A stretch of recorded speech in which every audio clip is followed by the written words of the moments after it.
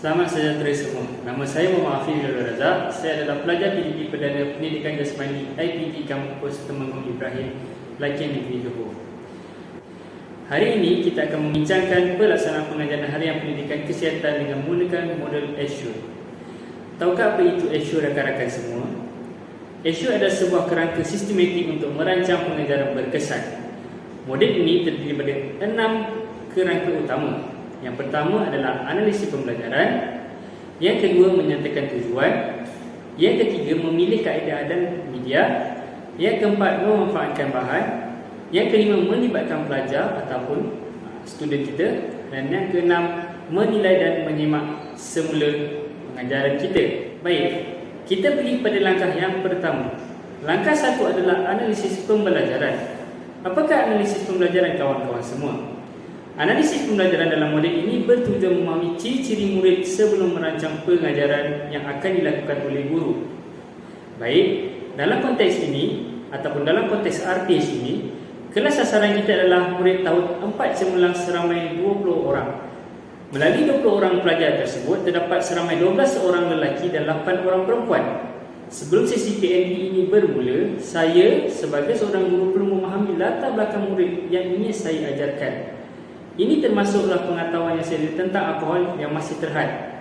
Alkohol ini ataupun pengajaran mengenai alkohol ini adalah melalui DSKP Pendidikan Jasmani Darjah 4 ataupun tahun 4 yang saya pilih. Gaya pembelajaran murid juga adalah pelbagai. Sebagai contoh, ada yang lebih responsif kepada visual seperti tayangan video, auditory melalui perbincangan, atau kinestetik melalui aktiviti seperti lakon layar. Pemahaman ini membantu guru dalam menyesuaikan kaedah pengajaran agar sesuai dengan keperluan semula murid, agar murid dapat mengembangkan kemahiran mereka dari semasa ke semasa dan objektif pembelajaran dapat tercapai dengan jayanya. Seterusnya, yang kedua adalah menyatakan tujuan. Objektif pembelajaran hari ini terbagi pada 3 bahagian, iaitu kognitif, psikomotor dan efektif. Dari segi kognitif, murid perlu menyatakan definisi alkohol dengan tepat dan menganalisis kesannya kepada diri, keluarga dan masyarakat. Dalam domain psikomotor, murid akan mempraktikkan cara mengelakkan alkohol.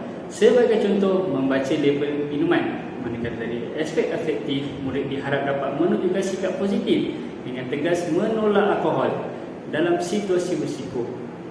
Semua objektif ini dirangka untuk memastikan pembelajaran yang menyeluruh dan bermakna. Untuk langkah yang ketiga, memilih kaedah, media dan bahan dalam sesi ini. Guru menggabungkan pendekatan berpusatkan murid dan juga guru. Contohnya, perbincangan, kumpulan dan lakon layar untuk melibatkan murid secara aktif, manakala tayangan video dan demonstrasi guru digunakan untuk menyampaikan maklumat asas. Media yang dipilih termasuklah projektor, laptop dan video tayangan pendek tentang kesan alkohol. Juga kriteria pemilihan adalah berdasarkan kesesuaian dengan tahap murid. Sebagai contoh, penggunaan bahasa yang mudah, tempoh video yang singkat dan bahan interaktif. Sebagai contoh, label minuman untuk aktiviti praktikal untuk di bahagian yang ketiga ini. Langkah keempat adalah memanfaatkan media dan bahan. Selepas pemilihan, guru perlu memanfaatkan media dan bahan dengan berkesan.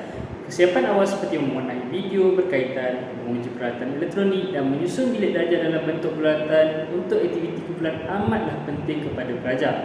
Semasa sesi, guru menggunakan projektor untuk menayangkan video dan slide serta mengedarkan bahan cetak seperti contoh label minuman. Langkah ini memastikan semua bahan dapat digunakan dengan lancar dan membantu murid memahami kandungan dengan lebih baik. Langkah kelima adalah melibatkan pelajar. Sesi ini perlu melibatkan aktiviti dengan pelajar. Sesi ini dimulakan dengan set induksi selama 10 minit di mana murid menonton video pendek tentang kesan alkohol dan berbincang dengan guru. Kemudian, pelajar dibagikan kepada 2 kumpulan untuk membincangkan kesan alkohol dan membuat lakon layar selama 10 minit. Ini bukan sahaja menguji pemahaman kognitif tetapi juga membina kemahiran komunikasi dan kerja berpasukan di akhir sesi. Guru mengadakan refleksi dan soal jawab selama 5 minit untuk memastikan murid faham akan tajuk yang dibincangkan bersama antara pelajar dan juga guru. Akhir sekali, ini adalah langkah yang ke-6. Langkah ini berkait mengenai menilai dan menyimak semula. Pemilihan dilakukan secara formal ataupun sebaliknya informal. Sebagai contoh, lakon layar dinilai berdasarkan kreativiti dan ketepatan mesej yang disampaikan oleh pelajar kepada penontonnya ataupun rakan-rakan. Manakala soal jawab bisa menguji kefahaman murid tentang definisi dan kesan alkohol, guru juga perlu merefleksi keberkesanan media dan aktiviti, sama ada video ini membantu ataupun tidak. Perlu lebih banyakkan aktiviti hands-on. Ini penting bagi menambah baik sesi yang akan datang kepada pelajar dan juga guru pada masa akan datang. Baiklah semua, sampai di sini sajalah perkongsian saya pada hari ini. Semoga perkongsian saya ini memberikan manfaat kepada anda semua. Salah dan silap daripada saya harap dimaafkan. Bertemu kita pada masa yang akan datang pada bila-bila masa lagi. Terima kasih semua dan selamat sejahtera.